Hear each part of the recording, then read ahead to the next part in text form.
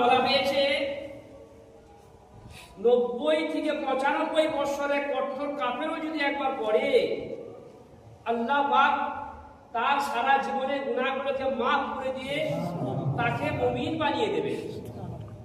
আর এই সেই কলেমা যেটা আমি আপনি টুনটুনি পাখির মতো দূরে দূরে পাঠ করলাম।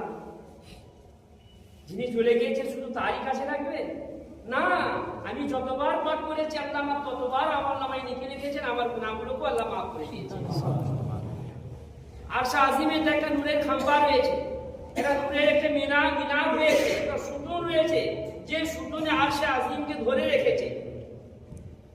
আল্লাহ পাক যিনি বিশ্ব জগতের যিনি মালিক, যিনি স্রষ্টা, যিনি আমার আপনার রব, আমার আপনার সব, সে আরশে আজিমে দেখলেন যে নূরের খাম্বা হিলছে। আল্লাহ পাক নূরের খাম্বাকে জিজ্ঞাসা করলেন, এই নূরের খাম্বা তুমি হিলছো কেন? তুমি স্থির হচ্ছ না কেন? অস্থির কেন? তো সেই নূরের খাম্বা বলল, ওগো আমার স্রষ্টা,